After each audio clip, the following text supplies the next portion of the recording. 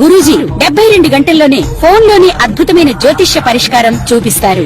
నమ్మండి, నమ్మకపోండి, ఇది నిజం. శ్మశాన కాళి రుద్ర చౌడీదేవి ఆరాధకులు నంబర్ 1 వశీకరణ స్పెషలిస్ట్.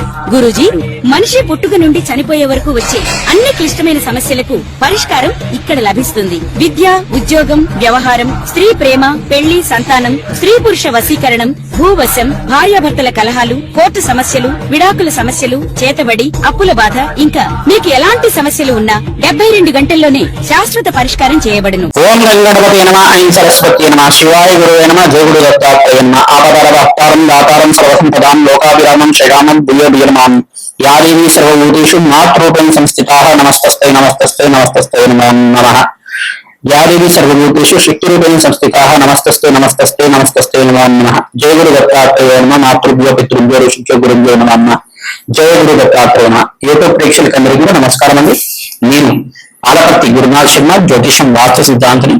ప్రతి విషయంలో కూడా ప్రతి మానవాళికంతా కూడా ఉపయోగపడే విధంగా ఈ యొక్క కంటెంట్ అనేది చెప్పడం జరుగుతుంది. ప్రతి విషయంలో కూడా మనకి ఏంటంటే మేషాది ద్వాదశ రాశుల వాళ్ళు ప్రతి రోజు కూడా దేవతార్చన చేసే విధంగా మీ ఇంట్లో ఉండవలసిన విగ్రహం ఏంటి, ఈ యొక్క లగ్న చక్రవశాత్తు కానీ ప్రధానంగా రాశి వశాత్తు అయినా కానీ ఈ రాశి వాళ్ళు ఈ విగ్రహారాధన చేయడం వల్ల మంచిగా కలిసి వస్తుంది. ఈ విగ్రహారాధన చేయడం వల్ల మంచి ఐశ్వర్య యోగం కలుగుతుంది, అష్టైశ్వర్య యోగం కలుగుతుంది, సంతాన యోగం సిద్ధిస్తుంది, వ్యాపారం యోగం కలుగుతుంది, అన్యోన్య దాంపత్యం కలుగుతుంది, వివాహాలు శుభకార్యాలు జరుగుతాయి అంటారు.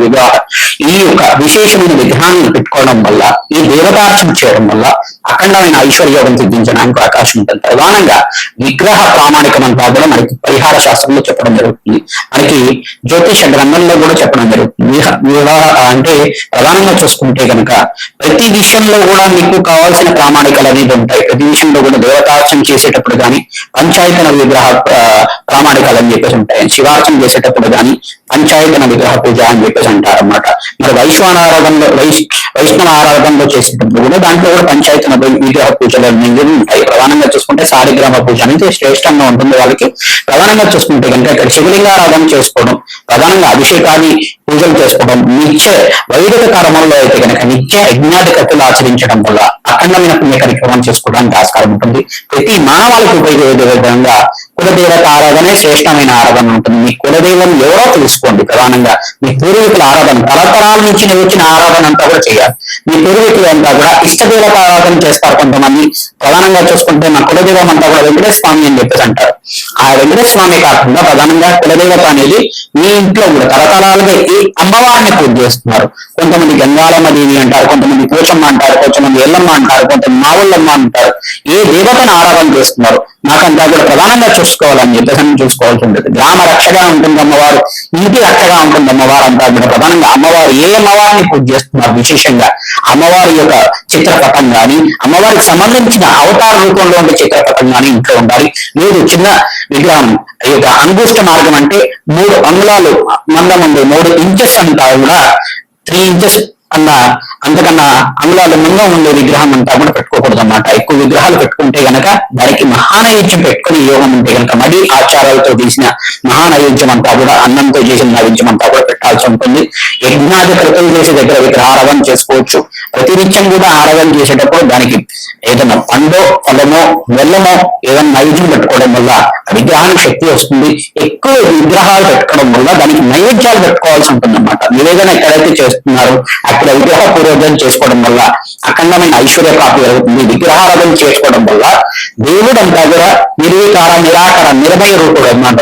దేవుడికంతా కూడా ఆకారం లేదు. అసలు ఆకారం లేనప్పుడు మనం ఏం చేస్తున్నాం అంటే ఈ ఆకారంలో పూజ చేసుకోవడం వల్ల ఈ విగ్రహంలో మనం ప్రాణప్రతిష్ఠ చేసుకుని మంత్రంతో ప్రాణప్రతిష్ఠ చేసుకుని పూజ చేసుకోవడం వల్ల ఈ విగ్రహాన్ని దేవుడి రూపంగా భావించి పూజ చేసుకోవడం వల్ల మనకి ఆత్మశక్తి కలుగుతుంది, దైవ శక్తి కలుగుతుంది, దైవ చింతన కలుగుతుంది. తద్వారా అంతా కూడా విగ్రహ నామస్మరణ చేయడం వల్ల, దేవత ఆరాధన చేయడం వల్ల, భగవత్ నామస్మరణ చేయడం వల్ల అఖండమైన పుణ్యయోగం సిద్ధిస్తుంది. కోటి యజ్ఞాపతి ఫలితం జరుగుతుంది. తద్వారా ఈ యొక్క పుణ్య కార్యక్రమాలు అంతా కూడా చేయడం వల్ల విశేషమైన పూజలంతా కూడా ఆచరించడం వల్ల వంశాభివృద్ధి కలుగుతుంది, అష్టైశ్వర్య యోగం కలుగుతుంది.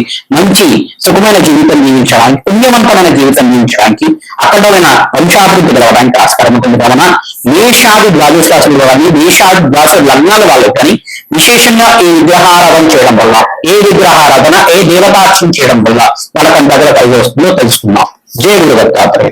వృశ్చిక రాశి వృశ్చిక లగ్న జాతకులకి విశేషంగా మీరంతా కూడా దేవతార్చనలో భాగంగా మీరంతా కూడా సుబ్రహ్మణ్య స్వామి ఆరాధన చేసుకోవడం శ్రేష్టంగా ఉంటుంది. ఇంట్లో ఉండవలసిన విగ్రహం ఏంటంటే చిన్నది సుబ్రహ్మణ్య స్వామి విగ్రహం తెచ్చుకొని పూజ చేసుకోండి. లేదు నాగేంద్ర స్వామి విగ్రహాన్ని తెచ్చుకొని పూజ చేసుకోండి. తద్వారా విశేషమైన కొన్ని ఫలితాలు అవుతుంది. ఎక్కువ విగ్రహాలు ఉండకూడదు. విశేషంగా 3 కానీ 4 కానీ విగ్రహాలు ఉంటే సరిపోతుంది. లేదు 2 కానీ 3 కానీ విగ్రహాలు ఉంటే సరిపోతుంది. మీరు మహానైవేద్యం ఉన్న చోట మీరంతా కూడా విగ్రహాలు పెట్టుకోవడం వల్ల అఖండ పుణ్యయోగం సిద్ధిస్తుంది.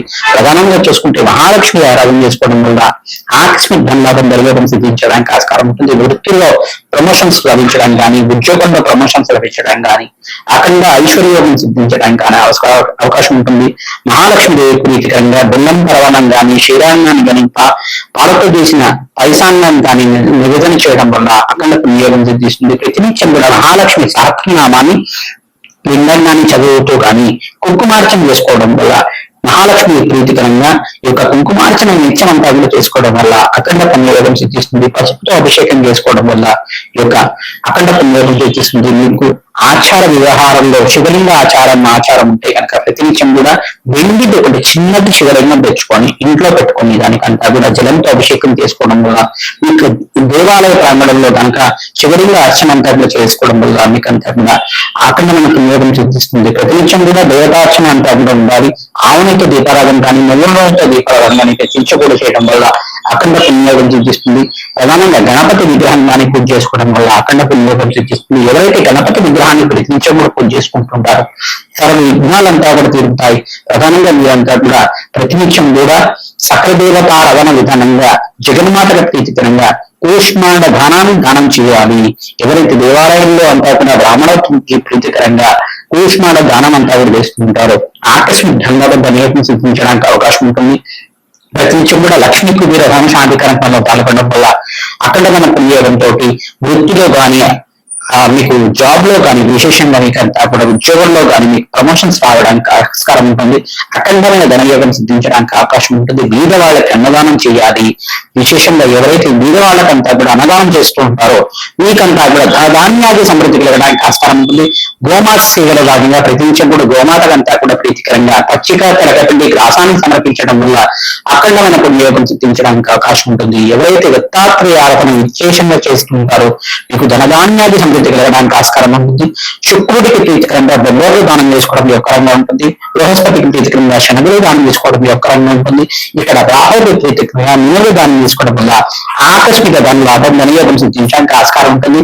గణపతి ప్రీతికరంగా విగ్రహాలను నివేదన చేయడం వల్ల అఖండ పుణ్యయోగం సిద్ధిస్తుంది. ధనధాన్యాది సమృద్ధి కలగడానికి ఆస్కారం ఉంటుంది. చండీ హోమాది కార్యక్రమాలు ఆచరించుకోవడం వల్ల అఖండమైన పుణ్యయోగంతో అష్టేశ్వర యోగం సిద్ధించడానికి అవకాశం ఉంటుంది. శ్రీమాత్రే నమః.